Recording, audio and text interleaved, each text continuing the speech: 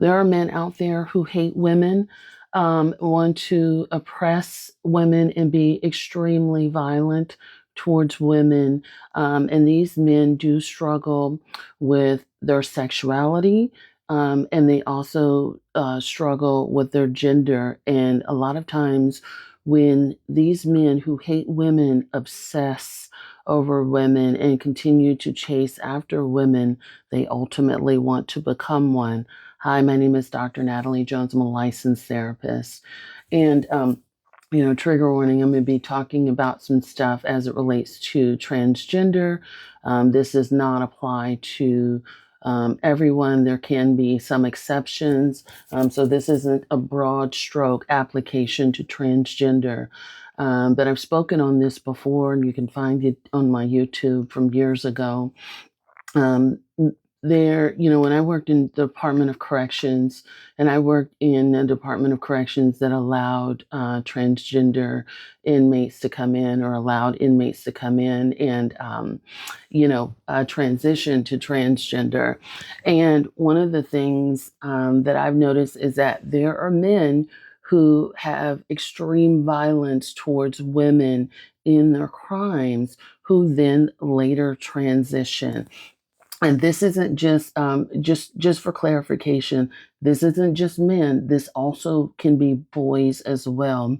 That they become obsessed with, angry with women, and they take that anger and that frustration out on women in a myriad of ways. One of them is through physical violence, and that physical violence or torture. A lot of times, what it looks like is dismemberment, disfigurement. Um, Trigger warning there. And it can also be, definitely trying to oppress every woman that they get with, from being physically aggressive towards that woman and being super disrespectful, but also not wanting to let go of that woman, stalking that woman, trying to make that woman's life miserable as they can be. And these men become extremely obsessive, and they make it their mission to be violent towards that woman. And one of the reasons is, one, they do struggle with their sexuality, but two, they also want to become that woman.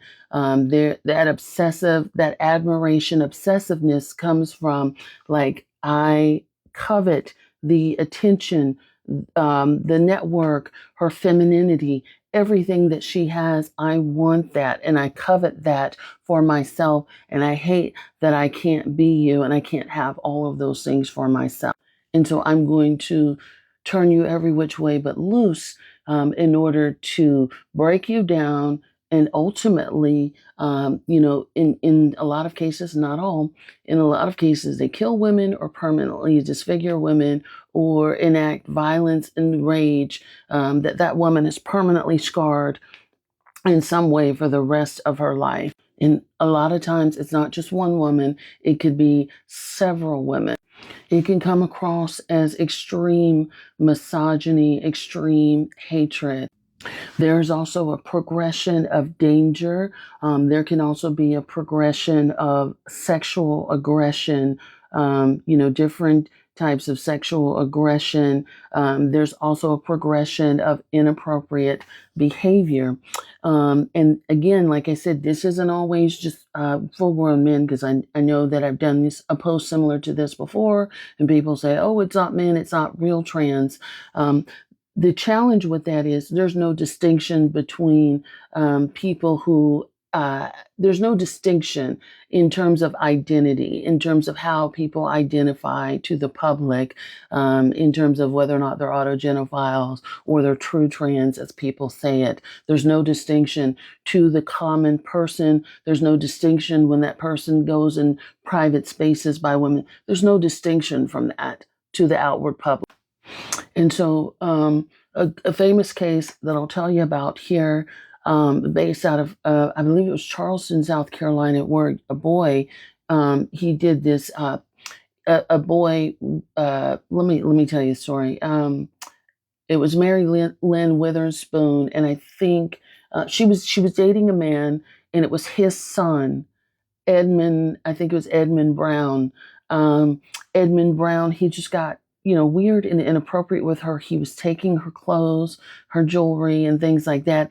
And she had dated his father for quite some time. And ultimately, the main reason why the relationship ended, from what I recall, was because of his son's behavior.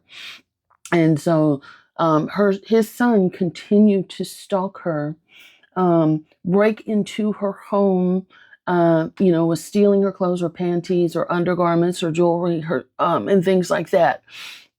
And she had called the police, and he had been arrested, but then he had gotten released and she wasn't informed. And he came back to her home, and he ultimately raped her and strangled her. And he then tried to take her identity. So he essentially tried to morph into her. And his plan was he was going to assume her lifestyle. So he was so disillusioned that he thought that, hey, I'm just going to take over. I'm going to become her. People aren't going to notice. It's going to be my name on the bills and things like that. People aren't going to know the difference between me, a man that's dressing like her, and versus the real her, because I can do her better than she can do her, if that makes sense. That was his line of thinking. This man, who he began stalking her and doing this for 22 years from when he was a boy.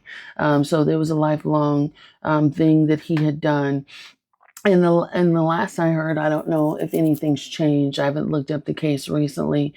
He was his defense when he got behind bars was, I wasn't myself. I was struggling with my identity, and so that's why I did that. And he wanted permission to be able to transition in prison, and they had denied that. I don't know where they're at with that now. It's been a while since. Since I've looked at that case. But part of the whole reason he was saying that he was doing this to her is because he was struggling with his gender identity. And one thing that you will notice sometimes with people, when people take on another person's gender identity, when men transition to women and they take on, they take on a woman's identity. A lot of times, what they will do is they will take on the identity of a woman from their past, and so it's not a unique identity. But I'm talking about pathological men who are dangerous and violent predators. Um, they will take on a woman who they idolized, or they were extremely violent and aggressive, or were a threat to that woman's life too. They will take on her identity. They may take on her namesake, but she is the blueprint for who they want to be and how they navigate through life. And so that's what I've learned. And if you see any other posts like this on TikTok, know that it came from Dr. Jones first, because I talked specifically about it in my work with inmates. In that video, that was pretty viral back then, but it's on YouTube and it was from years ago. So anyway, I hope that helps. Let me know what you guys think. This is not meant to be offensive towards anybody. And I'm going to try to, definitely moderate this post. And I understand you don't have, if you don't like what I'm saying, you can unfollow, you can block, whatever. I don't mind. You don't have to announce it. Thanks so much. Like, share, comment.